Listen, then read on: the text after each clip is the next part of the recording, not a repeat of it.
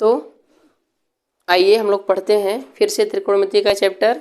अगर आप लोगों ने हमारा त्रिकोणमिति का पार्ट 1 चैप्टर नहीं देखा है तो उसको ज़रूर देख लीजिएगा, तब पार्ट 2 आपको बहुत अच्छे समझ में आएगा। तो चलिए आज हम लोग फिर से अगले टॉपिक पर बात करेंगे। तो हम लोगों ने पिछले वीडियो में बात किया था कि जब समकोण त्रिभुज की तीनों भुजाएं मालूम हो, यानी सभी भुजाएं मालूम हो, तब त्रिकोणमितीय अनुपात का मान हम लोग कैसे ज्ञात करते हैं। ठीक है, अब यहाँ पर क्या है, जब समकोण त्रिभुज की केवल 2 भुजाएं ज्ञात हो, जब समकोण त्रिभुज की केवल 2 भुजाएं ज्ञात हो तब त्रिकोणमितीय अनुपातों का मान ज्ञात करना। अच्छा, एक बात तो आपको क्लियर होनी चाहिए, अगर तीनों भुजाएं मालूम हैं तो त्रिकोणमिति का 6 अनुपात होते हैं, 6 अनुपात होते हैं त्रिकोणमिति, कोई भी मान आप ज्ञात कर सकते हैं। सबका आपको सूत्र मालूम हो चुका है। ठीक, तो कर्ण, लंब और आधार ज्ञात है तो सब आप ज्ञात कर सकते हैं। अब यहाँ क्या है, जब समकोण त्रिभुज की केवल 2 भुजाएं ज्ञात हो तो त्रिकोणमिति अनुपातों का मान ज्ञात करना। तो आइए समझते हैं, ये है हमारा समकोण त्रिभुज। ठीक है, ये है समकोण त्रिभुज। अब इसमें ये होता है आधार, ये है आधार, ये है कर्ण और ये है लंब। ठीक है, कर्ण, लंब और आधार समकोण त्रिभुज में। तो अब यहाँ समझना है केवल 2 भुजाएं ज्ञात हैं, चाहे जो या तो कर्ण और आधार या लंब और आधार या लंब और कर्ण, और जो त्रिकोणमितीय अनुपात होते हैं इन्हीं तीनों के सर्कल में चलते रहते हैं, एक दूसरे से जुड़े रहते हैं। तो तीनों भुजाएं मालूम रहती हैं तो बहुत आसानी से हम लोग ज्ञात कर लेते हैं। लेकिन अगर कोई 2 मालूम हो तो बहुत सिंपल ये भी है, पाइथागोरस प्रमेय से तीसरी भुजा हम लोग ज्ञात कर लेंगे और तीनों भुजाएं मिल जाएंगी, और फिर से वही साइन थीटा कॉस थीटा वाला जो सूत्र होता है, लंब बटे कर्ण, आधार बटे कर्ण, जो भी है 6 त्रिकोणमितीय अनुपात होते हैं, सभी हम लोग मान ज्ञात कर सकते हैं। तो मानकर चलिए अगर कर्ण, लंब और आधार मालूम है, कर्ण नहीं मालूम है, ठीक, तो आपको मालूम होगा पाइथागोरस प्रमेय का एक सूत्र होता है, कर्ण स्क्वायर बराबर लंब स्क्वायर प्लस में आधार स्क्वायर। ठीक, अगर लंब और आधार मालूम है, कर्ण नहीं मालूम है, तो ये वाला सूत्र लगाएंगे।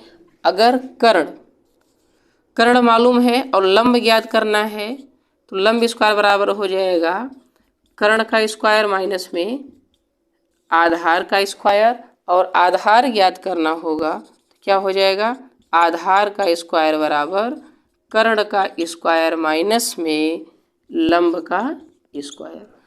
अब यहाँ पर स्क्वायर है, इसको आप डायरेक्ट लिख करके करड़ी लगा सकते हैं, नहीं रूट लगा सकते हैं, इसको सॉल्व करके डायरेक्ट आप लंब, आधार और कर्ण का मान ऐसे ज्ञात कर सकते हैं। तो जब केवल 2 भुजाएं मालूम हो तो तीसरी भुजा ज्ञात करने के लिए हम लोग पाइथागोरस प्रमेय का यूज करेंगे और तीनों भुजाएं मिल जाएंगी, तो बहुत ही आसानी से हम लोग इसको ज्ञात कर सकते हैं। तो आइए क्वेश्चन के माध्यम से हम लोग समझते हैं इसको, जो क्वेश्चन में दिया गया है, क्या क्वेश्चन पूछा गया उसको समझेंगे अच्छे से।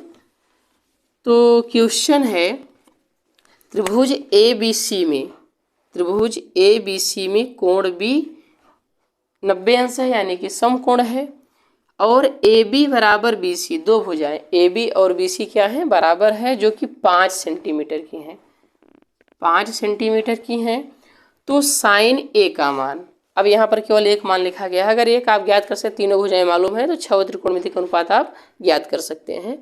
तो आइए समझते हैं, पहले एक त्रिभुज बनाते हैं फिर से हम लोग, समकोण त्रिभुज। ठीक है, अब फिक्स है कि जो कोण बी है वही 90 अंश होगा, समकोण होगा, तो यहाँ नाम रखते हैं हम लोग बी। ठीक, और यहाँ ए नाम रखेंगे और यहाँ सी। ठीक, तो जो यहाँ पर दिया गया है ए बी बराबर बी सी, ए बी जो है बी सी के बराबर है और दोनों की लंबाइयाँ, दोनों की माप कितनी है, 5 सेंटीमीटर है। ठीक, तो साइन ए का मान बताइए। तो पहले हम लोग लिखेंगे साइन ए का सूत्र क्या होता है, साइन ए बराबर, तो को ए ये है और इसके सामने की भुजा को हम लोग लंब मानेंगे। ठीक है ना, तो लंब हमारे लिए क्या हो गया, 5 सेंटीमीटर, और आधार है 5 सेंटीमीटर, लंब और आधार मालूम है, ये कर्ण है जो कि AC है, यही ज्ञात करना है। तो पहले लिखते हैं साइन ए बराबर हो जाएगा, साइन थीटा लिखिए या साइन ए लिखिए, साइन ए बराबर हो जाएगा लंब बटे कर्ण। अब इस त्रिभुज में आप लोग देख रहे होंगे आधार और लंब मालूम है, कर्ण नहीं मालूम है। तो यहाँ पाइथागोरस प्रमेय से हम लोग क्या करेंगे, कर्ण ज्ञात करेंगे पहले, क्योंकि हमको साइन ए ज्ञात करने के लिए लंब और कर्ण चाहिए। तो लंब तो मालूम है लेकिन कर्ण नहीं मालूम है। तो अभी आपको पाइथागोरस प्रमेय का सूत्र बताया गया, कर्ण स्क्वायर बराबर क्या होता है, लंब स्क्वायर प्लस में आधार का स्क्वायर। ठीक, तो लंब कितना है 5, 5 का स्क्वायर, आधार भी 5 है तो ये 5 का स्क्वायर। ठीक है, तो कितना हो जाएगा ये 25 और प्लस में 25, 5 का वर्ग 25 और यहाँ भी 5 का वर्ग क्या होगा 25 होगा। तो कर्ण स्क्वायर बराबर 50 आया। ठीक, लेकिन हमको केवल कर्ण चाहिए, ये तो कर्ण स्क्वायर है यानी कर्ण का वर्ग है। ठीक, तो कर्ण बराबर हो जाएगा √50, करड़ी में 50। ठीक, आप इसको और डिटेल में लिखना चाहते हैं तो कर्ण बराबर हो जाएगा, इसको हम लोग इसका फैक्टर कर सकते हैं, गुणनखंड कर सकते हैं।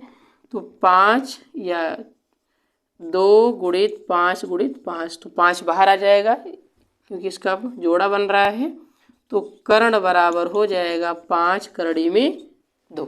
ठीक है ना, तो साइन ए बराबर क्या हो जाएगा यहाँ पर, क्योंकि कर्ण हमको ज्ञात हम लोग कर लिए हैं, मिल चुका है। ठीक है ना, तो साइन ए बराबर लंब बटे कर्ण होता है।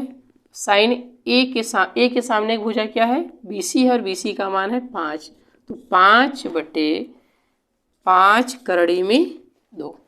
अब यहाँ आप देख रहे होंगे 5 से 5 कट जाएगा तो क्या बचेगा, साइन ए बराबर 1 बटे करड़ी में 2।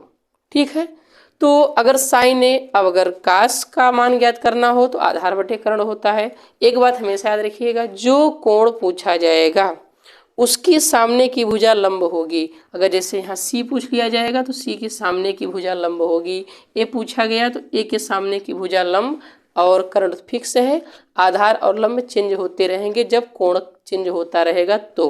ठीक है, तो उम्मीद करता हूँ आपको समझ में आया होगा, और अगर वीडियो आपको पसंद आया हो, जो पढ़ाया गया समझ में आया हो, तो वीडियो को लाइक कीजिए, चैनल को सब्सक्राइब कीजिए एवं शेयर भी ज़रूर कीजिए। बहुत बहुत धन्यवाद।